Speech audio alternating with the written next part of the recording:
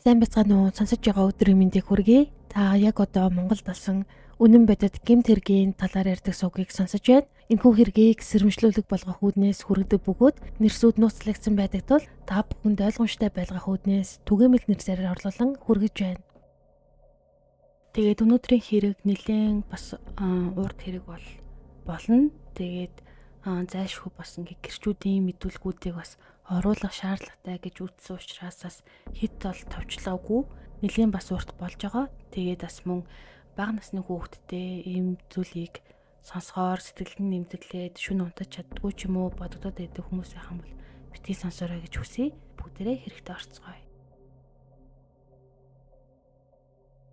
2015 оны 2 дугаар сард шүүх шинжилгээний үндэсний хүрээлэнд криминалистикийн шинжээчээр ажилладаг Т.Цогт хамтран амьдрагч Г. Марл Манер 4 настай бяцхан охины амьд хүрсэн харамсалтай хэрэг гарч байсан ба уг хэрэг нь тухайн үедээ олон нийтийг чочроосон хэргийн нэг байсан юм.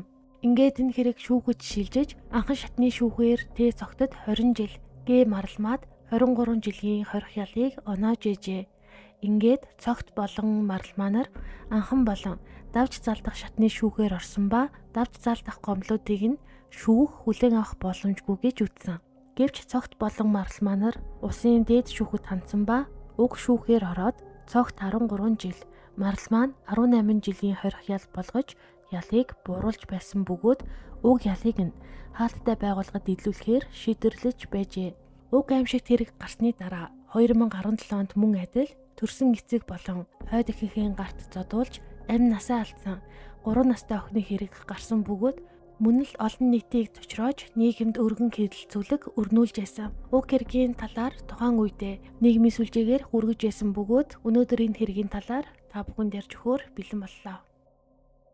Уг аимшигтай хэрэгт шүүгдэгчээр 3 хүн татагдсан байдаг. Шүүгдэгчдийн мэдээллээс дуртахад шүүгдэгч Зоргон Монгол улсын иргэн 1994 онд Улаанбаатар хотод төрсэн эрэгтэй хэрэг үлдэх үедээ 22 настай байсан бүрэн бус дунд боловсралтай сантехникийн слесарь мэргэжилтэй ам бүл 4 эхнэр хүүхдүүдийн хамт сонгон хайрхан дүүрэгт орчин суух бүртгэлтэй эрхэлсэн тодорхой ажилгүй ялд шийтгэлгүй хэрэг хариуцах чадвартай.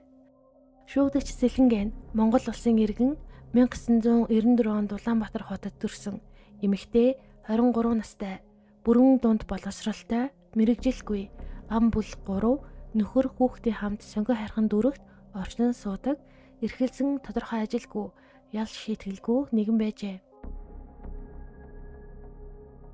Шүүгдэгч Ганаа Монгол улсын иргэн 1993 онд хөдөө орон нутагт төрсэн 24 настай бүрэн дунд боловсралтай мэргэжилгүй ам бүл 3 эхнэр хүүхдийн хамт Баян зүрх дүүрэгт оршин суух бүртгэлтэй боловч сонгон хайрхан дүүрэгт төр оршин суудаг байсан. Эрхэлсэн бас тодорхой ажилгүй ял шийтгэлгүй ийм 3 хүн энэ хэрэгт холбогджээ.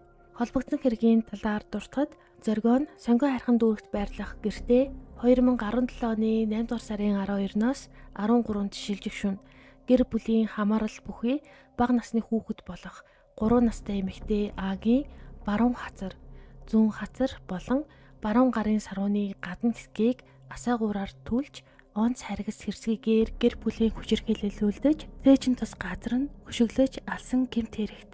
Харин шүүгдэгч Сэлэнгэн сонгон хайрхан дүүрэгт байх гэртээ 2017 оны 7 дугаар сараас 2017 оны 8 дугаар сарын 12-ны өдөр хүртэлх хугацаанд гэр бүлийн хамаарал бүхий бага насны хүүхэд болох 3 настай эмэгтэй Ааг байнга зодож харгас хэрсгийгээр хандаж хөнгөн гэмтэл учруулан догшин авирлан тарчлаан гэр бүлийн хүчирхийлэл үйлцэх хэрэгт холбогдсон.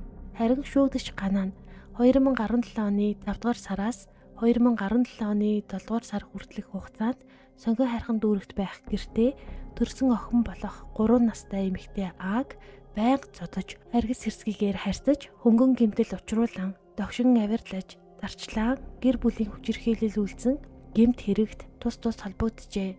Ингээд эхлээд бүгдээрээ хохирогчийн хууль ёсны төлөөлөгч буюу 3 настай охины төрсэн ээжийн мэдүүлгээс сонсож энэ хэргийн талаар тодорхой хэмжээний ойлголттой болцгоё. Амь насаа алдсан охины ээж нь дараах мэдүүлгийг шүүхийн хэлэлцүүлэгт өгсөн байдаг. Тэрээр ярихдаа миний хуучин нөхөр Ганаа 1 сарын өмнө буюу 2017 оны 7 дугаар сард наадмын үеэр охин Ааг аваад явсан. Охиноо намраас манай гэрт ойрхон байдаг сургуульд явуулж бай. Би 18 нас хүртэл нь өөр дээрээ байлгаж бай гэхээр нь би зөвшөөрөөд өгөөд явуулсан. Өнөөдөр буюу 2017 оны 8 дугаар сарын 13-ны өдөр над руу цагдаагаас залгаад нас барсан байна гэж хэлсэн. Миний охин Аа нь 2013 оны 12 дугаар сард Улаанбаатар хотод төрсөн. Архаг хууч өвчнгээд байх зүйл байхгүй, бараг л бие нь өвддөггүй, сэргэлэн цовоо зантай. Гэхдээ надтай хамт амьдардаг байхдаа гэртээ ганцаараа байдаг байсан учраас нэлээд зожиг зантай болчихсон байсан. 2017 оны 5 дугаар сард ганаа ирээд охиноо хэд хоног авъягээд гуйгаад байхаар нь өгөөд явуулсан. Тэрнээс хойш охин маань аавтайгаа хамт байж байгаад 2017 оны 7 дугаар сарын 10-ны өдөр охиныг авчирч өгсөн. Талигаач охины маань нүүр, ам биеийн шарах сорив болчихсон байхаар нь хүүхэд яагаад ийм болчихсон юм бэ гэж асуудал тоглож байхдаа унсан гэж яасан. Тэрнээс хойш 2017 оны 7 дугаар сарын 15-ны өдөр ганаа одоо хамт амьдарч байгаа эхнэр сэлэнгээтэй ирээд аваад явсан. Яагаад охиноо өгсөн бэ гэхээр ганаа охиноо авъя гэж гуйгаад байсан. Талигаач охин маань хүртэл надаас илүү аавдаа сайн байдаг. Тэгээд ч би ганаагаас салсны дараа өөр хүнтэй амьдрал зохиож одоо 10 сартай хүүхэдтэй болохоор талигаач охиноо аавд нь өгье гэж ятсан. Ганаа нэг их сотруулах хунданы зүйл хэрэглээд байдаггүй. Тухайн үед охиноосоо хэн зодсон талаар асуудал аав зоддог гэж хэлж ясан. Тэгэхээр нь би ааваас нь асуудал би зодоогүй. Хаяал болохгүй зүйл хийхээр нь загиндаг гэж хэлсэн. Би нэг их зүйл бодоогүй орхичихсан. Ганаа гэрээ зааж өгдөггүй. Би уг нь охиноо очиж ямар байдалтай амьдарч байгаа эсхийг нь хармаар санагдаад гэрээг нь асуухаар гэрээ зааж өгдөггүй байсан. Охиноо өгч явуулснаас хойш нэг ч удаа очиж үзээгүй. 2017 оны 8 дугаар сарын 13-ны өглөө 09 цаг 40 минутын үед цагдаагийн газраас охин нас барсан байна гэж намайг дуудсан. Намайг юу болсон талаар ганаагаас асуухад дөнгөж сая мэдлээ гэж хэлсэн. Надад болсон явдлын талаар мэдэж байгаа зүйл байхгүй. Сэлэнгээ над руу залгаж Ааг ганаагийн нэр дээр болгоод өгөөж цэцэрлэгт оруулах гэж байгаа гэж хэлгээр нь болно. Ярьж байгаад шилжүүлэе гэж хэлээд охинтойгоо уцаар ярих гэхэд тоглож байна гэд яриулаагүй. Би ганаагаас салаад өөр хүнтэй сууж 2 хүүхэдтэй болсон болохоор Ааг чи ах уу гэхэд ганаа дуртай би охиноо авнаа гэд ганаа Ааг өсөхөөр 2017 оны 7 дугаар сарын 15-ны өдрөөс хойш авч явсан. Ганаа надтай хамт амьдардаг байхдаа охин Ааг их өмөрч хүн хүргээж загнуулдаггүй их хайртай байсан. Намайг хүүхдээ загнахаар уурладаг байсан. Охин аач аавдаа илүү их ойр дотно байсан. Талигаач охины маань ажил явдал оршуулгын зардал нийлээд 2 сая гаруй төгрөг болсон. Ганаа талигаачийн ажил явдал салах ёс хийх үед нэгч тусал нулимс унгаагүй. Би зодоод алчагсан гэсэн шиг хоолунд идэж, тамхи татаж, юу ч болоогүй хөндлөнгийн хүний оршуулга ажил явдалд ирчигсэн юм шиг байсан нь надад сонин санагдсан хэмээн мэдүүлэг өгчээ. Талигаач охины төрсөн эцэг болох ганаагийн амьдардаг байсан хашаанд 3 гэрээр гэр бүлүүд амьдардаг байсан байна. Одоо тухайн газарт талигаач охинтой хамт амьдарч байсан хүмүүсийн мэдүүлэг болон охиныг сүлд харсан гэрчийн мэдүүлгээс та бүхэнд хүргэе. Тухайн хэрэг болдог шөнө охиныг гэрч болох Батаа харсан байдаг. Батаа нь тухайн хашаанд амьдардаггүй бөгөөд хашаанд амьдардаг гэх баяраг дагаж гэрт нь хонох гээд очих үедээ охин харсан байжээ. Батаа дараах мэдүүлгийг шүүхийн илцүүлэгт өгсөн. Тэрээр хэлэхдээ би сэлэнгээ ганаа гэх хүмүүсийг сайн танихгүй. Баярагийн дүү гэдгээр нь л зүс мэднэ. 2017 оны 8 дугаар сарын 12-ны өдөр хагас сайн өдөр байсан. Тэр өдөр айлын байшинд засвар бид нар хийсэн. Засвар хийж байсан хүмүүс бид нар нийлээд дөрүүлээ. Хүн бүр 2 лац пив уусан. Үүний дараа 0.75 литрийн хэмжээтэй 2 шил ариг хувааж уучгаад баярагийн гэрт нь хөргүүлсэн. Баяраа бид хоёрыг шөнийн 01 цагийн орчим байх хашааны гадна буулгачаад тэднэр яваад өгсөн. Баяраа бид хоёр тэдний дүүгийн гэрт ороход хаалган төгжээгүй байсан. Тухайн үед намайг баярагийн дүүгийн гэрт ороход тэр гэрт зоргоо гих залуу нь унтаагүй. Гэрийн баруун талын орон дээр дээгүүрээ цээж нүцгэн доогуура джинсэн шорттой сууж байсан. Түүнтэй хамт нэг орон дээр эхнэр нь гих хэмэгтэй унтаж байх шиг байсан. Харин гэрийн зүүн талын орон дээр баярагийн охин уянга нэг жоохон хүүхэдтэй унтаж яасан. Мөн гэрийн баруун хоймор хэсэгт 2-3 настай гэмээр жоохон охин газар зассан орон дээр ганцаараа дээшээ харсан байдалтай ихэр татаад сулган гингнээд уйлаад байж ясан. Би тэдний үүдэн хэсэгт нь орж зогсоод тэр уйлаад байсан охинд харанхуй шүн уйлдгүй юмаа ахын дүү гэж хэлсэн. Баяраа охиноо сэрээхэд түүний охин нь баярааг та арх уусан байна гэж загна харна. Бид хоёр тэдний гэрийн түлхүүрийг аваад гарсан. Баярагийн дороод унтах гэж байхад баярагийн охин нь араас орж ирээд бид унтаж амарсан. Тухайн үед би Зоргоо гих залуугаас тэр уйлж байсан охиныг яасан юм халуураад байгаа юм уу гэж асуухад Зоргоо үгүй гэж хэлж байсан хэмээн мэдүүлжээ.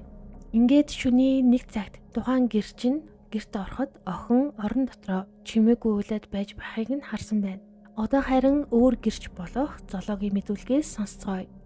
Би 2017 оны 8 дугаар сарын 12-ны орой 23 цагийн үед Ганагийн гэрт нь орсон. Би орой ажилласаа гараад гэмтлийн эмнэлэг орж Зоргоогийн эхнэр болох мөнгөөнөөг аваад гэртээ харьсан. Тэгээд мөнгөөнөөтэй хамт Ганагийн гэрлөө ороход хүмүүс бүгд байсан ба гэрийн баруун талд орны дээд талд газраар хан нуруу харсан байрлалтай унтаж ясан. 2017 оны 8 дугаар сарын 13-ны өглөө 07 цагийн үед намайг унтаж байхад мөнгөөнөө орж ирээд их сонирн байна. Ороод хараад хааш гээд дуудсан. Тэгэхэр нь ороод харсан чинь аанд дээшээ харчихсан байдалтай хэвтэж ясан. Уруул нь хөхөрч өгсөн. Ямар ч хөдөлгөөнгүй өсчгсөн байдалтайсан. Би тэгээд ээж дулмайг дуудчихад эмнэлэг дуудсан. Эмнэлэг ирээд зүрхэн зогсчихсан байна гэсэн. Өглөө харахад 2 хацар дээр нь бөөрөнхий шарах байсан. Баруун талын хацар нь хөхөрсөн байх шиг байсан. Хөлийг нь нэлж байхад 2 хөлнийх нь шилб хэсэгт бас хөхөрчихсөн байсан. Өөр зүйл анзаараагүй. Нилээд хэдэн хоногийн өмнө Гана буюу аав нь ааг зодсон гэж сэлэнгээгээс сонсож байсан. Өөр цогсон талаар сонсож байсан зүйл байгаагүй. Уржигдэр орой гэрт нь ороход тоглоод гүйж байсан. Тэр үед нүүрэнд нь шарах зорив байгаагүй. Тэр орой би тэднийхээр дүмжил ороод гарсан. Тухайн үед газар зассан орон дээр хүнжил нүмрөөд цаашаа харсан байдалтай унтаж явах шиг байсан. 2017 оны 8 дугаар сарын 12-ноос 13-нд шилжих шүн дунд манай гэрт мөнгөөнөө Зоргооноор орж ирээд манай ээж дулмаагаас өвчин намдаах юм бэ нү гэд асууж байсан. Гэхдээ тэр шүн ээж гэрээс гараагүй. Тэдэнд байхгүй гэж хэлэхэд гараад явсан. Тэд нар дахиж орж ирээгүй. Харин өглөө 07 цагийн орчимд мөнгөөнөө орж ирээд л сонирн болчихлоо гэхээр нь би эхлээд тэднийд ороход газар урд оройн нь намайг ороход байсан газараа хэвтэж ясан. Тухайн өдөр бид нарыг цагдаагийн хилцээр ирсэн байхад Зоргоо бидэнд манай ээж дулмаа бид хоёрыг шүн орж ирээд гарсан гэд хэлсэн шүү гэж хэлж ясан. Тэрнээс болоод ээж маань шүн тэднийд орсон гэд хэлсэн юм шиг байна. Би бол үнэнээ хэлсэн. Би тэднийхээр ороогүй. Өглөө нь дуудагдж ороход агийн 2 хазаарт шарахтай уруул хүүх болсон байсан хэмээн мэдүүлэг өгчээ. Энэ хэрэг дээр нэр нь гарч буй дулмаа нь мэдүүлэг өгсөн боловч анхны мэдүүлэгтээ худал мэдүүлгийг өгсөн хэмээн хүлээн зөвшөөрч дахин мэдүүлэг өгсөн байдаг. Ингээд бүгдээрээ гэрч болох дулмаагийн мэдүүлгээс сонсцгоё. Тэрээр хэлэхдээ орой 22 цагийн орчимд мөнгөөнөө хүслэн ануу амина золоо нарын хамт ирсэн. Ингээд хоолоо хийж идчихэд 23 цаг нэлээд өнгөрч байх үед унтсан. Би 22 цагийн орчимд сэлэнгээгийн гэрт нь ороход буруу харчихсан унтжээсэн. Гэтэл шөнийн 02 цагийн орчимд Зоргоо мөнгөөнөөр манай гэрт орж ирээд уйлаад байна гэж хэлсэн. Намайг сэлэнгээгийн гэрт ороход гуцсан дээрээ босоод суучихсан байдалтай уйлаад суужсэн. Миний охин яасан? Би энэ зүгээр үү гэж асуухад миний бие зүгээр өвдөөгүй. Би юмнаас айгаад байна гэж хэлсэн. Гарын сарууныхын шүрмэсэнд татчихсан байдалтай байхаар нь би сүүлний тосоор илэлэг хийж өгөөд би засах суултуур дээр суулгаж шээлгээд хар цай уулгаад өвөр дээрээ суулгаад 10 орчим минут болоход унтаад өгөхөр нь би унтаж байсан гуцсан дээр нь тавьчихад гэртээ ороод унтаад өгсөн. Гэтэл 06 цагийн орчимд золоо ээжээ сэлэнгээгийн гэрт ороодхооч сонирн болчихсон байна гэхээр нь сэлэнгээгийн гэрт ортол агийн биеийн хөхөрчихсөн байхаар нь түргэн тусламж дуудсан. Түргэний эмч үзээд амьсгал хураагаад 30 орчим минут болсон байна гэж хэлээд цагдаа дуудсан. 2017 оны 8 дугаар сарын 10-ны өглөө буюу пүрэв гарагийн өглөө манай гэрт орж ирэхэд нүүр нь хавдсан. Энд тэндгүү хөхөрсөн байдалтай байхаар нь би аагаас чиний нүүр чинь яаж гсэн юм гэхэд би газар нүрээрээ унчихсан юм гэж хэлсэн. Тэгэхэд манай зээнэрийн хүүхдүүд болох уянга, хүслэн нар өөрийгөө хазаад толгоогоороо юм мөргөөд толгоогоо гараараа цохиод байдаг юм гэж хэлж байсан. Харин 2017 оны 8 дугаар сарын 12-ны өглөө буюу хагас сайн өдрийн өглөө хоёр хатар дээр нь цус шиг зүйл болж улаасан байхаар нь нүүр гарыг нь угааж байхдаа хацар дээр нь дотож чадсан цусыг ховхолж арилгаад нүрийг нь угааж өгсөн. Тухайн үедээ чигчи хурууны хумсны талиа шиг жижигхэн байсан ч өнөөдөр өглөө тухайн улаан шарх нь бүр томорчихсон байсан. Тухайн шарах гэмтлийг хэн үүсгэсэн талаар надад мэдэх зүйл байхгүй гэх мэдүүлгийг анх өгж байжээ. Ингээд худал мэдүүлэг өгснөө хүлээн зөвшөөрч дараах мэдүүлгийг өгсөн байна. Гэрч дулмаа хэлэхдээ би өмнө нь мэдүүлгээ худлаа өгсөн юм. Учир нь 2017 оны 8 дугаар сарын 13-ны өдөр зээ охин мөнгөөнөө надад эмээ та шүн орж ирээд тусалж өгсөн гэд хэлчихээрэй гэхээр нь би тэгээд тэрсэн. Би тэр шүн тэднийх рүү ерөөсөө ороогүй. Мөнгөөнөө намайг яагаад тэгж хэлээрэй гэснийг нь би мэдэхгүй байна. Би одоо бол үнэнээ хэлж байна. Би өмнө сандраад юу ярьснаа мэдэхгүй байна. Манайх хашаандаа 3 гэрээрээ байдаг. Би гэртээ нөхөр жавхлан. Охин золоогийн охин Амина 3 настай. 8 настай хүслэн нарын хамт амьдардаг. Нөгөө гэрт нь манай хүү баяраа 11 настай охин уянгагийн хамт амьдардаг. 3 дахь гэрт нь зээ охин мөнгөөнөө хүргэн зоргоо. Охин сэлэнгээ нөхөр ганаа болон тэдний хүүхдүүд болох Ану 3 настай мандах, 3 настай талигачаа, 2 настай үлзэнэр амьдрдаг хэмээн мэдүүлэг өгчээ. Одоо ингээд бүгдээрээ яг хэрэг болсон гэрт тухайн үед талигач охин болох аатай хамт амьдарч байсан гэрч болох мөнгөөнөөгийн мэдүүлгийг сонсцгоё. Намайг ирэхэд талигач охины 2 хатар дээр нь улаан өнгөтэй шархтай болчихсон байсан. Би түүнийг өөрийгөө гэмтээсэн болов гэж бодсон. Урд нь өөрийгөө цохиж хуруугаараа хазаж арьсаа үрж хуулаад байдаг юм. Би нөхөр хүүхдийн хамт ганаах, сэлэнгээ эгч, тэдний хүү мандах, талигач охин Андре хамт амьдардаг. Гэрт талигач нөхөр зоргоо, хүү мандах, охин дүү Ану биднэр хонсон. Аяхтай хоолоо идчихэд буцаагаад бүүлжүүд гаргасан гэж ярьж байсан. Шөнө 03 цагийн орчимд сонин дүү аваа гаргаад ахаар нь гэрлээ асаагаад хартал 2 гар нь татаж байгаа юм шиг савчаад байсан. Тэгэхэр нь нөхрөө дуудаад хажуу гэрийн эмээ дулмаа эгч золоо нарыг дуудсан. Эмээ сүүлний тосоор талигачийн гар сарууг нь нийлж өгөөд бүлийн хар цай уугаад тайвширхаар нь унтцгаасан. Хөдлөхгүй амьсгалахгүй байхыг нь анзаараад надад хэлээд эмээг дуудахаар гарсан. Тэгээд түргэн дуудтал хэмж ирээд амьсгал хураасан байна гэж хэлсэн. Өөрөө шээж байхдаа хэлдэггүй. 10-аас 20 хоногийн өмнө өмдөндөө баачсан байхаар нь аав нь бүхс рүү хит хитэн удаа цогсон. Аатай хамт амьдраад 2 сар гаруй хугацаа болж байна. Ганаа ахын дагвар хүүхэд нь байгаа юм. Жаахан бүрэг дуугу талдаа. Хоолунд идэж уух дамуу хоол идэхээрээ бүүлжөөд гаргаад байсан. Тэр төрсөн ээж дээр очичоод буцаж ирээд тийм болсон байсан. Төрсөн ээж нь манай эгч сэлэнгээрөө залгаад ирж ав гэхээр нь очиж авсан гэсэн хэмээг мэдүүлгийг өгсөн. Ингээд гэрч болох мөнгөөнөө худал мэдүүлэг өгснөө хүлээн зөвшөөрч дараах мэдүүлгийг өгсөн. Би урдны мэдүүлгээ нөхөр зоргоог хэрэгт орчих үе гэж айстандаа худал мэдүүлсэн. 2017 оны 8 дугаар сарын 15-ны өдөр 12 цагийн үед ярахад тэр өмгөөлөгч зоргоотой уулзсан гэсэн. Тэгээд өөрөө амь хохирогч охиныг зодсон гэдгээ хэлж байна. Хацрыг нь насаагуураар түлсэн, зодож өшгөлсөн гэдгээ хэлж хэрэгээ хүлээж байна гэж хэлсэн. Тэгэхээр нь би цагдаагийн газар өөрөө ирж болсон явдлыг үнэн зөвөөр мэдүүлэх гэж ирлээ. 2017 оны 8 дугаар сарын 12-ны 23 цаг өнгөрөөгөөд гэрт очиход нөхөр зоргоо, дүү Ану, уянга, мандах нар байсан. Баруун талын орон дээр газар гэрийн хаяанд хан руу хараад уйлаад хөвтөж яасан. Тэгэхэр нь би очиод яагаад үлсэн юм бэ гэхэд зоргоо намайг гэрт ирэхэд сэлэнгэгч агийн 2 гарыг нь дээш өргүүлээд үсийг нь арзаалгачихсан байдалтай уйлуулад байж исэн.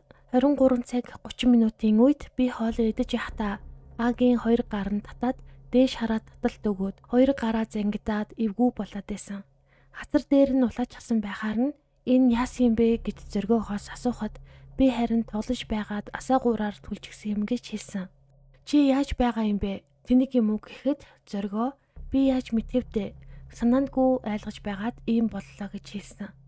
Уянгаа Ану хоёроос намайг байхгүй байх хооронд зоргоо Ааг зодсноо гэхэд ерөөсөө гар хүрээгүй гэж хэлсэн.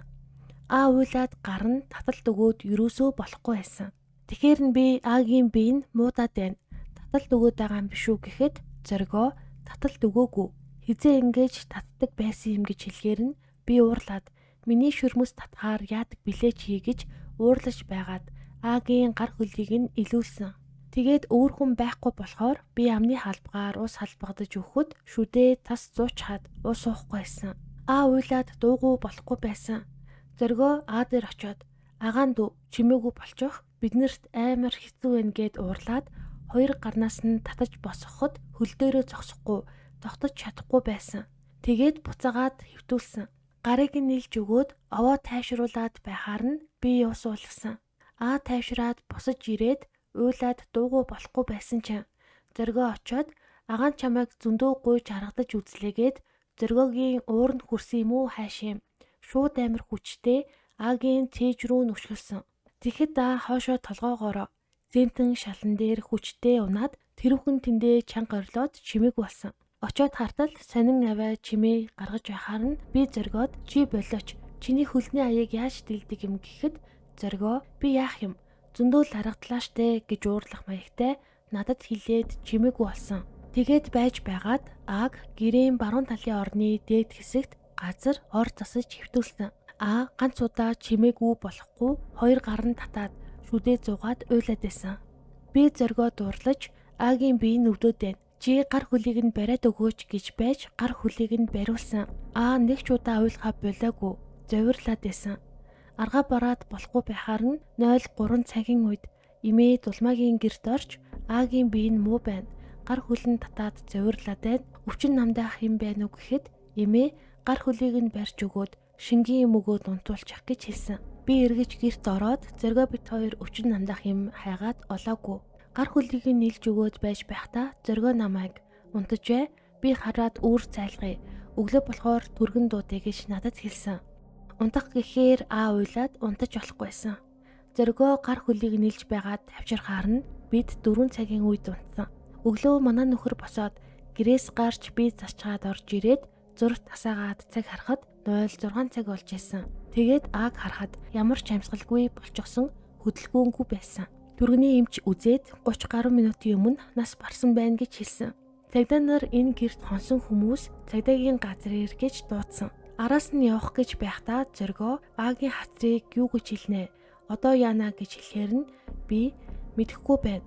Би чамд дандаа хэлдэг. Чиний гар хөлийн аяыг энэ жоохоо хүүхэд яаж дийлдэг юм гэж зөндөө хэлсэн.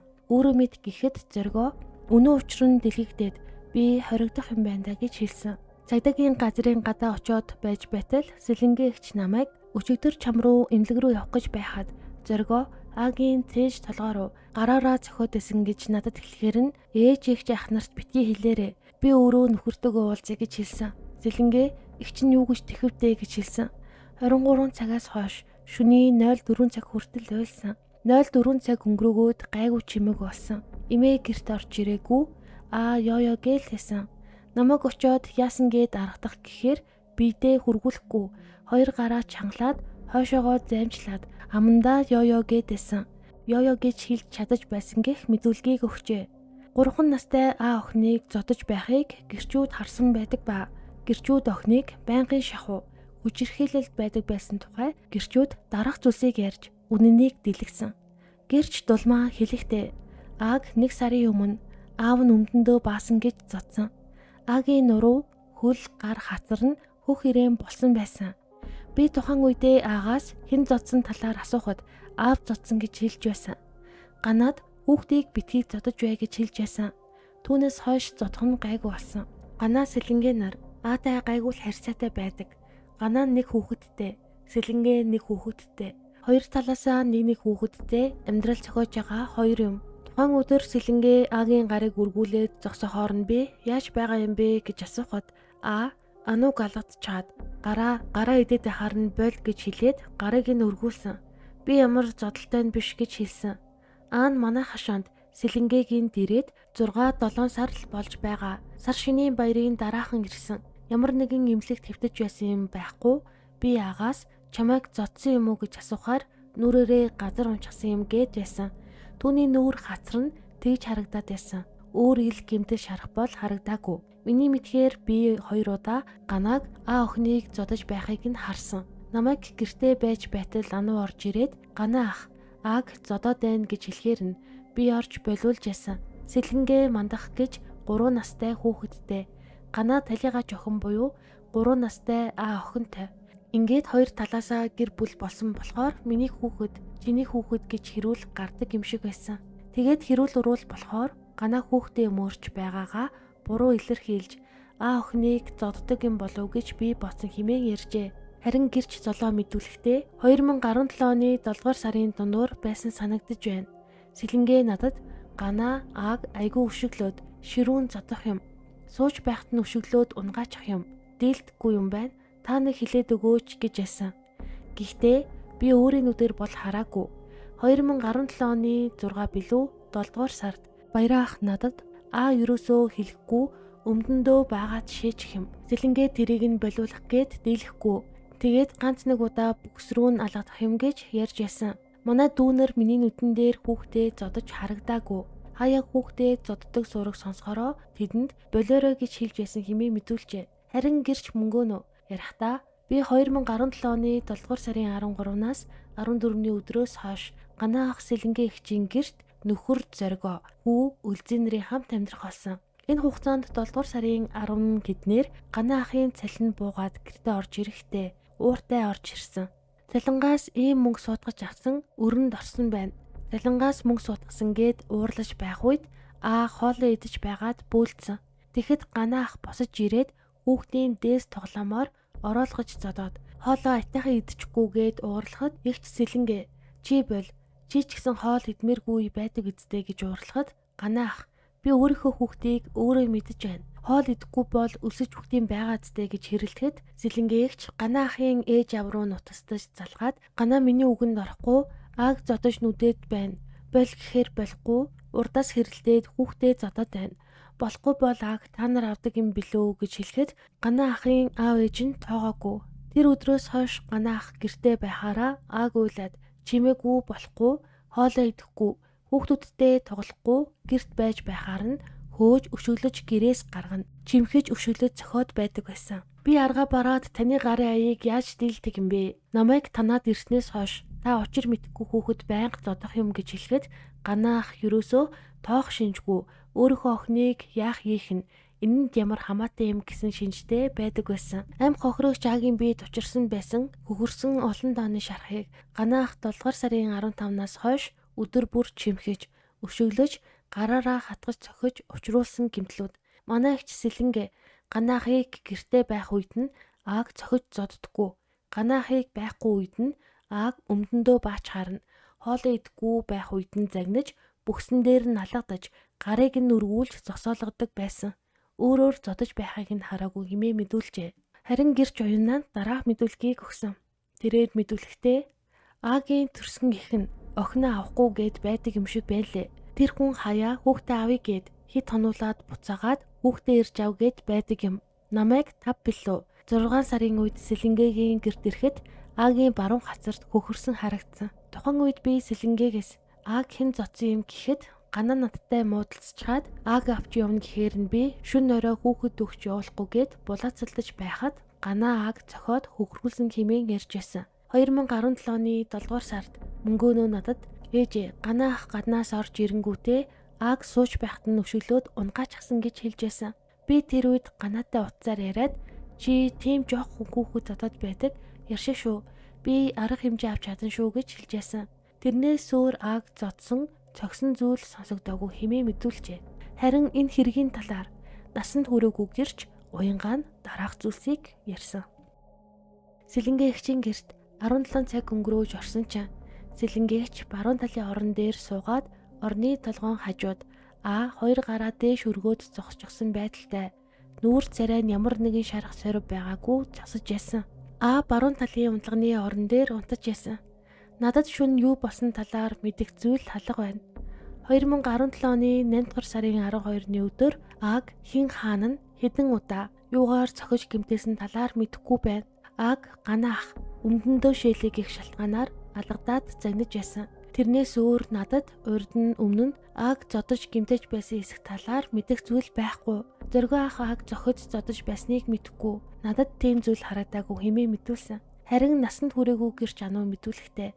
Ганаахыг ажилдаа явсан үед буюу гэртээ байхгүй байх үед сэлэнгээгч дагвар охин Аг өмдөндөө шээж хэрнэ. Манай хүү мандах нь өмдөндөө чамшиг ингэж шээдгүй шүү. Чи яхаараа өмдөндөө шээдэг юмгээд үснээс нь зулгаагаад нүүрлүү нь алгадаж газар унсан байхад нь шалан дээр Агийн толгой тарих дээрээс нь гараараа цохиж хавцраад цохиж зодож байсан үйлдэл гаргаж байсан. Орой унтах болохоор сэлэнгээгч өөрөө ороо засаж унтчихад Аг унтуулахгүй гарыг нь үргүүлээд шүнжэнгөө зосоож хотог байсан. Гараа булгах гэж оролдохоор сэлэнгээгч чи над гараа өргөгээд Аг бүгс хөл рүү нүшиглөөд байдаг. Тэгээд өглөө сэлэнгээгчийг сэрэх үед нь хөлдөнд хөвтөж байхаар нь хэн чамайг унт гэж хэлсэн юм гэж загнаад дахиад гарыг нь өргүүлээд зосоож хотог. Би болооч гэж хэлэхээр чамд ямар хамаатай юм? Миний хүүхэд юм чинь гэж хэлэхээр нь би юм дуугардаггүй. Манай ах зоргоо болон мөнгөөнө нар бол гэж хэд хэдэн удаа хэлсэн боловч тоодоггүй. Зодоод гарыг нь өргүүлээд байдаг. Ганаа ахын дэргэд зоддггүй. Дараа нь танаа хүүхэд чинь өгөнд орохгүй өмдөндөө шээгээд байхаар нь зодчихсон шүү гэж хэлэхээр ганаа ах юу ч хэлдэггүй. Аг гарыг нь өргүүлээд байж байх үед гаднаас хүн ороод ирэхээр сэлэнгээгч зүгээр сайхан ааш гаргаад Агийн гарыг өргүүлгээ болиулаад суулгачихдаг. Өөрөө их гүргэр охин. Ер нь уйлаад байдаггүй. Чимээгүй л гараа өргөөд зогсож байдаг. Бас жожиг гимээр хүүхэдээс.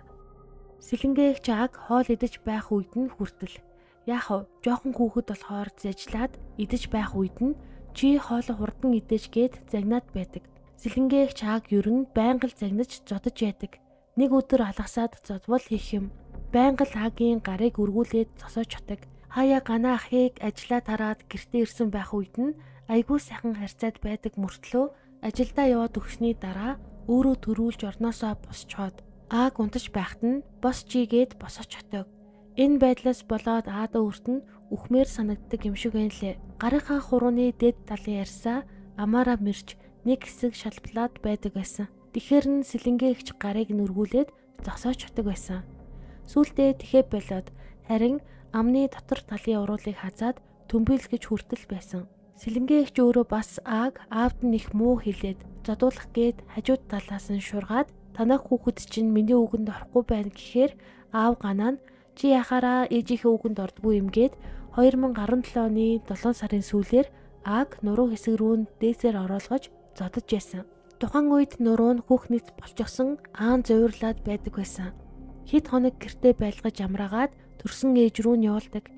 Төрсөн ээж дээрээ байж байгаад буцааж авах гэхэд сэлэнгээгч уулзаад очисон чинь төрсөн ээждээ аав ганаа нь зодоод байгаа юм байна лээ. Болоорой гэж хэлүүлсэн байна лээ. Тэгэхээр төрсөн ээж нь мэдсэн юм шиг байгаа юм. Ер нь өөрийн хүүхэд, хойд хүүхэд гэж их ялгаж харьцаж байгаа нь надад анзаарагддаг байсан. Сэлэнгээгч их л түргэн ууртай. Гэхдээ Аадал ингэж ууртай харьцаж хандаад байдаг. Өөрийнхөө хүүхэд болон бусад хүүхдүүдтэй зөөлөн уян харьцдаг. Тэр төрсөн аав ганаа нь өөрийнхөө охин Аг ерөөсөө тоохгүй мөртлөө сэлэнгээгчийн хүүхдэд их сайн хандаад байдаг. Уянг надад хэлэхдээ 2-3 удаа цагдаа нартай уулзаад сэлэнгээгч чинь Аг зодож байсан уу гэж асуухаар нь үгүй л гэж хэлээд байсан гэж хэлсэн.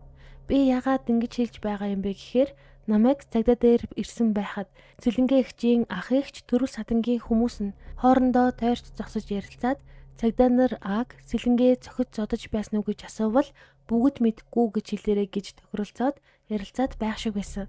Тэгээд л би энэ гэмт хэрэгт манай ах зоргоо нь гүтгэгдээд байх шиг байна гэж бодоод бүх үннийг хэлж байна. Аг сэлэнгээ зодож байгаад л түүнээс болоод нас барсан гэж би бодож байна. Хэдэн сар л тэр хүүхдийг зовоож зодлоо доо. Харин үсэн сэгсийгээд байсан гэсэн тухайн өдөр буюу 2017 оны 8 дугаар сарын 12-ны орой хатар дээр нь хөхрөөд толб болсон харагдсан гэж манай ах өөрөө хэлж байсан. Манай ах гараа угаалтур дээр угааж байхдаа харсан чинь доод талын хэсэгт нь хог шүрдэг тусгуур нь цус болчихсон харагдаж байсан гэж хэлсэн хэмээн мэдүүлжээ. Ийхүү гэрчүүдийн мэдүүлгүүдээс харахад аав охин нас барахаас өмнө биедээ олон удаагийн гэмтэл авч байсан талаар хэд хэдэн хүмүүс чухал мэдүүлгийг өгсөн байдаг. Харин эдгээр мэдүүлгээр эргэцэн гэмтлүүдийг аль нь хизээ өссөн, аль гэмтэл нь охины эм насыг хохироосон болохыг шүүх эмнэлгийн шинжилгээгээр тогтоох шаардлагатай болсон байна. Тэгвэл шүүх эмнэлгийн шинжилгээгээр охины биед ямар гэмтлүүд тогтоогдсон, тэдгээр нь хизээ өссөн, хамгийн гол нь үхлийн шалтгаан нь яг юу байсан талаар шинжээчид ямар дүгнэлт гаргасныг бүгдээрээ сонсцгоё. Хэргийн материал талигаач охины биед учирсан гэмтлүүдийн талаар хэд хэдэн шүүх эмнэлгийн баримт бий. Юуны өмнө цогцост үзлэг хийх үед талигаачийн нүүр болон гарын хэсэгт ил харагдах шарах гэмтлүүд байсан байна. Тухайлбал зүүн хацарт нэгийг харьцах нь 1 см хэмжээтэй, баруун хацарт 0.6-г харьцах нь 0.6 см хэмжээтэй шарах илэрсэн. Мөн биеийн зарим хэсэгт ягаан өнгийн цас хуралдтай байсан бөгөөд баруун гарын сарвны гадна хэсгийн арьс хууларсан, хоёрыг харьцах нь 1.5 см хэмжээтэй улаан ягаан өнгийн зулгаралд тогтоогдсон байна. Гэхдээ эдгээр гадна талын гэмтлүүд нь талигаачийн үхлийн гол шалтгаан байгаагүй. 2017 оны 8 дугаар сарын 23-ны өдөр хийсэн шүүх эмнэлгийн 1597 дугаар шинжилгээгээр талигаач аав гавлт эрхний хүнд гэмтлийн улмаас зүрх судасны хурц дутагдалд орж нас барсан хэмээн дүгнсэн. Өөрөөр хэлбэл талигаачийн амь насыг хохироосон хамгийн гол гэмтэл нь толгоон хүнд гэмтэл ээжээ. Шинжээчид үзэхдээ уг гэмтэл нь хатуу мохоо зүйлийн хэд хэдэн удаагийн үйлчлэлээр үүсэх боломжтой хэмээн үтсэн. Харин талигаачид үхэлд хүргэх архаг хууч өвчин байгаагүй хэмээн тогтоожээ. Мөн талигаачийн өвтрээний арчдснаас үрийн шингэн болон эр бэлгийн эс идрээгүй гэсэн шинжилгээний хариу гарсан. Энд бас нэг чухал зүйл бий. 2017 оны 10 дугаар сарын 3-ны өдөр хийсэн нэмэлт шинжилгээгээр талигаачийн биед байсан гэмтлүүдийг үүссэн хугацаагаар нь ангилж үзсэн. Нэгдүгээр нас барахаасаа өмнөх 24 цагийн дотор үүссэн байх боломжтой шинэ гэмтлүүд байсан. Үүнд баруун зүүн хацрын шарах, баруун сарвны гэмтэл, доод уруулын язрал болон шарах, баруун гарын 4-р хурууны хумсны ар хэсгийн өнгөц шарах, цус хуралт, мөн баруун цавны зулгаралт зэрэг орсон байна. Эдгээрийг шүүх эмнэлгийн шинжээчид хөнгөн зэргийн гэмтэл гэж үнэлсэн. Харин үүнээс гадна талигаачийн биеийн маш олон хэсэгт хууч өвдөр гэмтэл байсан. Баруун хацар, зүүн шанаа, оож, эрүүний доот хэсэг, цээж, зүүн игэм, мөр, зүүн буглаг, шуу, сарвуу, зүүн гарын алга, баруун буглаг, шуу, баруун гарын зарим хуруу, хэвлийн 2 ташаа, баруун цав, баруун өгзөг, 2 гуй, баруун өвдөг болон дахим зэрэг олон хэсэг цус хуралд илэрсэн. Мөн дуух, зүүн суг, зүүн гуй нуруунд зулгаалт байсан. Өөрөөр хэлэх юм бол охины биед эрүүл газар огт байгаагүйсэн байна. Эдгээр гэмтэл нь нас барахаасаа 10-аас 14 хоногийн өмнө, 14-өөс 28 хоногийн өмнө эсвэл бүр 1 сараас дээш хугацааны өмнө үүссэн байх боломжтой хэмээн үтсэн. Тэгэхээр талигаачийн биед нэг удаагийн гэмтлээс гадна өөр хугацаанд үүссэн маш олон гэмтлийн улмөр байсан гэсэн үг юм. Мөн талигаачид тэмлэгийн яаралтай тусламж үзүүлсэн тохиолдолд амь насыг нь аврах боломжтой байсныг үгүйсэхгүй хэмээн шинжээчид дүгнсэн. Ингээд шүүх эмнэлгийн дүгнэлтээр талигаачийн биед өөр хугацаанд үүссэн олон тооны гэмтэл байсан нь тогтоогдсон. Харин үхэл хүргэсэн гол шалтгаан нь бол гавлт эрхний хүнд гэмтэл байсан. Харин одоо бүгдээрээ шүүгдэгчид шүүхийн хилцүүлэлт хэрхэн ямар мэдүүлгийг өгснийг сонсцгоё. Шүүгдэгч зоргоо ярихдаа 2017 оны 8 дугаар сарын 12-ны 20 цаг 5 минутын орчимд шууд ажлаасаа тараад ирсэн. Сэлэнгээ баруун талын унтлагын орон дээр гар утсаа оролдоод сууж ясан. Харин талигаачаа баруун талын унтлагын орны дээд хэсэгт 2 гараа өргөөд үсэн нарзаасан байдалтай, зүүн талын хатар нь баг зэрэг шалбарсан, хөхөрсөн байдалтай зогсож байсан. Би сэлэнгээс чи яагаад агийн гарыг өргүүлээд зогсож байгаа юм бэ гэж асуусан чинь сэлэнгээ айлын хүүхэд зодоод болохгүй болохоор нь гарыг нь өргүүлсэн юм гэж хэлсэн.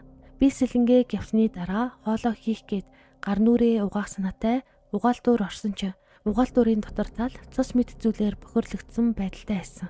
Тухайн үед би нэгнийх нь хамарнаас нь цус гарсан байх гэж бодоод тоолгүй гараа угаасан. Зүүн талын орон дээр зөөрмөглээд сууж байсан охиныг баруун талын орон дээр унтуулах гэхэд уйлсан. Тэгэхэр нь би нуруу руу 2 удаа цохиж авахад улам уйлаад дуугүй болохгүй байхаар нь халаасандаа байсан шар өнгийн асаагуур асаагаад уйлаад байх юм бол амрууч нь гал хийн шүүгээд 2 хацарт нь асаж байсан асаагуураа ойртуулж холдуулж байсан чинь 2 хацартных нь нарс нь хуулагдаж эхэлсэн. Тэгээд хацар нь түлэгдсэн. Би сандраад айлын хүүхдийн хацрыг түлчглээгээд аргадаад баруун талын орон дээр хэвтүүлсэн. Эхнэр мөнгөөнүүд Агийн хацрыг асаагуураар айлгаж байгаад түлчгсэн гэдгээ хэлсэн. Эхнэр яах гэж айлын хүүхэд ингэж байдаг юм. Зүгээр л мөрөөрөө уйлжл байна бизгээд над руу уралсан. Тэгээд та охинд газар орж засаж өгөөд газар хэвтүүлэхэд сэрээд уйлаад гиншээд байсан. Би эхнэртээ орыг нь засаж өгөөд унтах гэхэд орон дотроо уйлаад байсан. Чимээгүй болохгүй уйлсан хിവэрээ байсан. Мөнгөөнөө аргадаж чимээгүй болох гээд чадаагүй. Дуугүй болохгүй юм байна гэд орондоо орсон. Тэгэхэр нь би чимээгүй унтаж чадахгүй бол бос гэж загнахад босож зогсчоод улам чангаар уйлаад байхаар нь миний уур хүрээд цаашаа зогс гээд зогсохгүй болохоор нь би хөлөөрөө цээж гэдэс хэсэг рүү тавчигтай баруун хөлөөрөө тэрэхэд хоошоогоо дагс хэсгээрээ гэрийн цэмтэн шалан дээр хивс дэлгсэн байсан хэсэгт унсан. Тэгээд улам чанга уйлгаад эхнэр мөнгөөнөө босож ирээд айлын хүүхэд уйлвал уйлна биз. Чи яах гэж ингэж байгаа юм гэж намайг зохиж уурлаад гаргадаж байхад нь би ядаргаатай юм.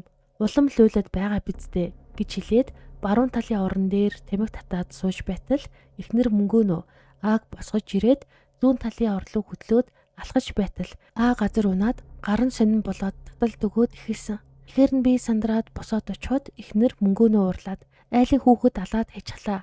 Яах юм бэ гэж хэлэхээр нь би зүүн талын орон дээр хэвтүүлж байгаад гар хөлийг нийлж байгаад гайгүй болохоор нь эмээгийн герт орж өвчин намдах юм авъя гэж хэлээд мөнгөөнөө бит хоёр эмээгийн герт орж өвчин намдах юм асуухтаа өвцөн талаар хэлэлгүй нуугаад мөнгөөнөөд эм уулгах гэсэн юм гэтэл өвчин намдах юм байхгүй гэж хэлсэн. Тэр үед амьсгалж байхаар нь гайгүй байх харж бай гэд унтаагүй. Орон дээрээ шөнийн 03 цаг хүртэл харж байгаад гайгүй чимээгүй болчгоор нь унтсан.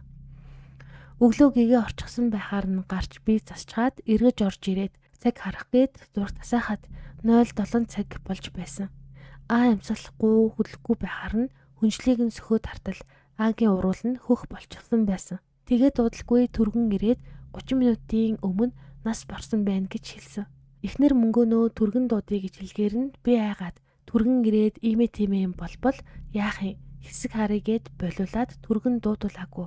Талигаа чохин аавтайгаа уцаар ярьж байгаад уянгаа руу муухай харсан. Тэр үед уянгаа яагаад муухай хараад байгаа юм гэд дал хэсэг рүү 3 удаа зогсон. Тэгэхэд уйлсан. Тэгэхэр нь би чимээгүй бай гэд айлгах гээд тамхины асаагуураар эхлээд баруун хацрыг нь түлсэн. Улам уйлаад байхаар нь дуугүй бол гэд зүүн хацар руу асаагуураар ортуулахад баруун гараараа хаагаад байхаар нь гарыг нь асаагуурын галаар түлсэн. Тэгээд уйлаад байхаар нь аргацсан. Яг түлж байхад зүүн талын ярьс нь хууларсан. Гар болон баруун хацрын ярьс нь хуулраагүй байсан. Тэгэд би аргадаж байгаад уйлахыг нь болиулаад хоолоо хийсэн. Цагдаагийн газар руу явах замдаа эхнэр мөнгөөнөөд цагдаа нарт намайг өшүүлсэн гэдгийг битгий хэлээрэй гэж хэлсэн. Миний буруу ийм хэрэг үйлцэндээ үнэхээр их харамсаж байна гэх дараах мэдүүлгийг өгсөн. Харин талигач охины төрсөн гэдэг болох ганаанд шүүхийн шилцүүлэгт мэдүүлэхдээ би байнга хүүхдээ зоддггүй. Би 2 удаа хүүхдээ зодож яасан.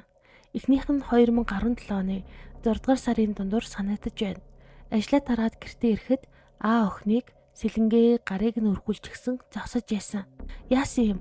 Яагаад хүүхэд гараа өргөсөн юм гэхэд хүү мандахын гарыг уянгагийн гарыг хадсан гэж байхаар нь би 2-3 удаа алгацсан. Тэгэхэд хазар нүүр нь хөхөрсөн байсан.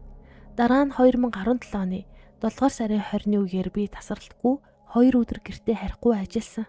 Сүүлийн өдөр нь миний цалин буух ёстой байсан ч буугаагүй. Би гэртээ харсан. Тэгэхэд сэлэнгээ ганц удаа цалинч нь намайг авах гэхээр буухгүй юм. Охин чинь хүртэл орондоо бааж шигээд намайг чи миний ээж биш гэд байна гэд уурлаж байхаар нь би уурандаа охиноо хүүхдүүд тоглодог дээсээр нуруулуун 3-4 удаа ороолгож зодсон. Тэгэд би гэрээс гарах гэхэд үүдэн сууж байхаар нь чи холдоо төгөлдөөгээд хөлөөрөө түлхэхэд орны хөл рүү унсан. Өөрөөр зодод цогсон асуудал байхгүй. Надад сонсгож буй ялыг хүлээн зөвшөөрч байна. Дандаа сэлэнгээтэй хэрэлдэж сэлэнгээ миний охин зодож загнах гээд байдаг болохоор сэлэнгээгийн нүдэн дээр охиноо өөрөө зодож байгаа мэтээр харагдах гэж охиноо 2 удаа алгадаж дээсээр ороолгож байсан удаатай. 1 сараас дээш хугацааны өмнө үүссэн байх боломжтой хөнгөн гэмтлээс нурууны олон тооны цайвар өнгийн нөсөө цайвар ба бор сориудыг нь би учруулсан байх. Бусад гэмтлүүдийг би мэдэхгүй байна. Сэлэнгээ болон зоригоноор миний нүдэн дээр охиныг зодож байгаагүй. Хаяа та хөхөрсөн байдаг байсан. Яасан гэж асуухаар сэлэнгээ өөрөө унсан. Хүүхдүүдтэй тоглож байгаад ийм болсон гэж хэлдэг. Би охиндоо маш их хайртай байсан. Харин халамж анхаарал тавьж чаддгүй байсан. Маш их харамсаж байна хэмээн мэдүүлгийг өгчээ. Харин түүний хойд их болох сэлэнгээ дараах мэдүүлгийг шүүх ээлжүүлэх төгсөн байдаг. Тэрээр хэлэхдээ ганаа дагвар охинтой, би дагвар хүүтэй. Бид нэгнийгээ ойлгож 2016 оны 12 дугаар сарын сүүлээр манай ээж Уянагийн хамгийн баг дүү зоологийн хашаанд гэр бариад амьдарч байгаа. Манай гэрт миний дүү Мөнгөнөө нөхөр хүүхдийн хамт 2017 оны 7 дугаар сараас амьдарч байгаа. Өчигдөр буюу 2017 оны 8 дугаар сарын 12-ны өдөр кино үзээд байж хатал хумсаа идээд арьсаа сүрдүүлэгч гсэн байхаар нь загнаад болдоггүй юмгээд дөнгөж гарыг нь өргүүлээ зосож байтал өргөн зөргөө орж ирээд яагаад хүүхдийн гарыг өргүүлж гсэн юм гэхээр нь хумсаа идээд бас анууг зодоод өвөөд загнуулаад гэж хэлсэн. Тэгээд 5-10 минут өргүүлэх гэж байсан юмгээд байж байтал зөргөө аатай ноцолт хийгээд гэдэс болон толгой хэсэг рүү нь гараараа нэг удаа цохиж байсан. Би зөргөөд хандаж чи битгий хүүхэд зодоотой гэтэл би зодоогүй шүү дээ. Зүгээр л тоглож байна гэсэн. 20 цагийн үед тэмлэг явсан. Өглөө үрээр 07 цаг болж байхад эгч золоо ааг нас барсан талаар хэлсэн. Би уянгаагаас асуугаарай. Зөргөө зодсон юм биш үсттэй. Намайг гэрээс гарахад тэр дөрөв үлдсэн шүү гэхэд золоо эгч заа гэж хэлээд уцаа тасалсан. Удалгүй над руу залгаад зөргөө зодоогүй гэж уянгаа тэгж байна гэж хэлсэн. Намайг гимлэг дээр байхад 10 цаг өнгөрөөгөөд ээж уянаа залгаж зөргөө юу гэж хүүхдийг зодддаг юм. Чи жирэмсэн дүүгээ боддггүй юм уу? Юу яриад байгаа юм? Иймээ тиймээ яриад хэрэггүй. Дүүгээ өнчин 2 хүүхэдтэй нь үлдээх нү гэж надад уурлаж хэлсэн. 2017 оны 2 дугаар сард цагаан сарын үеэр би нэг удаа аагийн бүкс болон нуруунд дээр цохиж яасан. Сая 7 сарын дундуур бүкс нуруунд дээр нь гараараа цохиж яасан. Өөр цохиж зодож байсан удаагүй. Гэрээхэндээ загнуулснаас хойш зодохоо байсан. Намайг 20 цагийн үед гэрээс гарахад ямар нэгэн ил шарах байгаагүй. Газар болон гар дээр нүүсэн шарах нь хэзээ үснийг нь мэдэхгүй. Аагийн ээж нь хүүхэд өсгөж чадахгүй. Охиноо авгээд манай нөхөр ганаад хэлсэн байсан. Ингээд 2017 оны 1-р сараас хамт амьдарч агаад цагаан сарын гэхээр ээж рүүгээ яваад буцаад цагаан сар дуусах үеэр манай гэрт ирж бидэнтэй хамт амьдарч байсан. Ганаа амь хохирогч аад 1-2 удаа гар хүрч байсан. Ээж эгч нарт загнуулснаас хойш зодгоо болсон. Зодохдоо толгой уруу нэг удаа гараараа хүчтэй цохиж яасан. Хашаанд хураалгатай байсан банцан дээрээс унахдаа уруу гуйн шалбарсан байсан. Өөр шарах байгаагүй.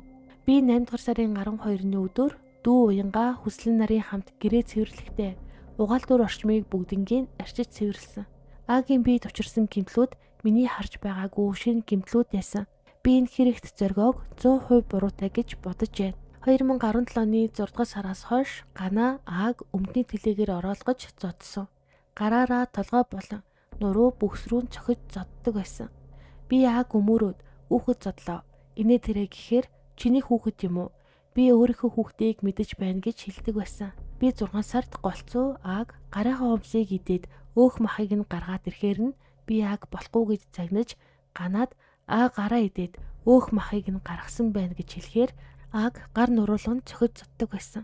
2017 оны 4 дугаар сарын дундуур нэг удаа ганаа ямар шалханаас босныг нь санахгүй байна. Ааг уйлаад чимээгүй болохгүй болохоор нь хөл рүү нүшиглэж унгааж яасан. 7 дугаар сарын 25-ны өдөр ганаа урлаад байж байтал гаднаасаа өмдөн дүүшээгээд ороод ирсэн. Тэгэхэд аагийн толгой руу гараараа чанга цохиход байлсан.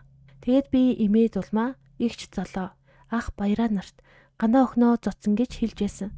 Тухайн үед манай ах баяраа игч золоонор ганаагийн аав ээжэд уцаар хэлж байсан. Би ааг 2017 оны 5 дугаар сарын сүүлээр манай гэрт ирснээс хойш өдрийн цагаар хардаг байхдаа гар хуруугаа идээд аан айлын хүүхэд зодож түлхэж унгаагаад гар хөлийг нь хадаж чаддаг болохоор би айлын хүүхэд зодож хадаж болохгүй гэж загнаж гарыг нь өргүүлж сосоолгодог байсан. Энэ үйл явдал нь өдөр тутам биш. Хаяа хаяада болдог үйл явдал. Хамгийн дээд тал нь 5-10 минут багадаа тэгсэж байгаад 1 минут орчим гарыг нь өргүүлээд буулгуулдаг байсан. Надад сонсож байгаа ялыг хүлээн зөвшөөрөхгүй байна хэмээн мэдүүлжээ. Ингээд олон гэрчийг мэдүүлээд шүүх хэмлэгийн дүгнэлт болон бусад нотлох баримтыг шүүх хилэлцэн авч үзсэн. Ингээд шүүхийн дүгнэлтээр зориг нь 2017 оны 8 дугаар сарын 12-ноос 13-нд шилжих шөнө тухайн үед 3 нас 8 сар гаруйтай байсан А охиныг онц харгас хэрцгийгээр зодож тээжин тус газар нь өшөглөн унгасны улмаас гавал тархины хүнд гэмтэл учруулж улмаар амь насыг нь хохироосон хэмээн үтсэн. Мөн охины 2 хатар болон баруун гарын сарвууг тамхины асаагуураар түлж гэмтээсэн гэж шүүх дотоосон. Түүнчлэн охинд хүнд гэмтэл учирсны дараа эмнэлгийн тусламж үзүүлээгүй нөхцөл байдлыг шүүх харгалзан үзжээ. Харин Сэлэнгэ нь 2017 оны 7 дугаар сараас 8 дугаар сарын 12-ны өдөр хүртэлх хугацаанд дагвар охин Ааг байнга зодож, загнаж, гарыг нь өргүүлэн удаан хугацаагаар зогсоох зэрэг үйлдэлээр гэр бүлийн хүчирхийлэл үйлдсэн хэмээн шүүх дүгнсэн.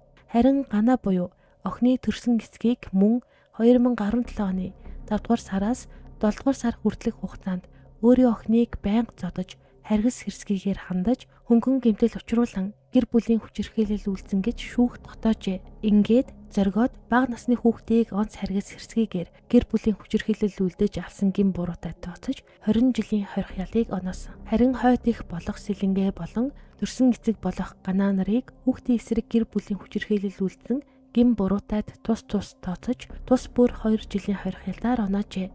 Зоригогийн ялыг хаалттай хорих байгууллагад харин Сэлэнгэ болон Гана нарын ялыг нээлттэй хорих байгууллагад илүүлэхээр шийдэрлэжээ. Шүүх мөн зоригоогоос талигаачийн оршуулгын зардал гарсан нотлох баримттай 977,350 төгрөгийг 3 жилийн хугацаанд хэвтэгчлэн гаргуулж хохирогчийн хууль ёсны төлөөлөгчөд олгохоор шийдэрлэжээ. Харин нотлох баримтгүй 1 сая төгрөгийн хохирлыг иргэний журмаар тусад нь нэхэмжлэх хэрэгтэй хэмээн үзжээ.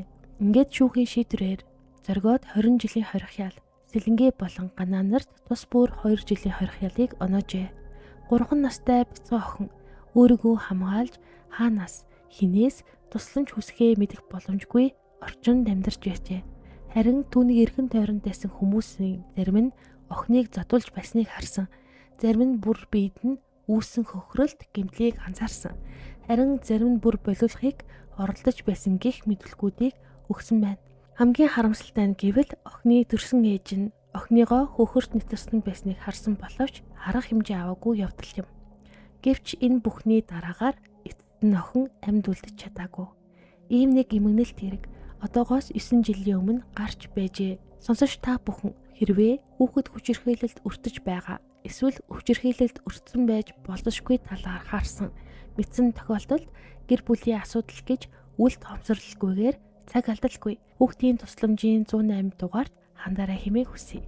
Ингээд өнөөдрийн дугаар энд хүрээд дуусаж байна. Тэгээд нэлийн урт дугаар боллоо. Тэгээд цааргалгүй энэ хүртэл сонссон та бүхэндээ баярлалаа. Та бүхэн санал бодлоо зөв боловсон илэрхийлэрэй гэж хүсье. Тэгээд дараагийн дугаараар уулзалтлаа. Түр баяртай.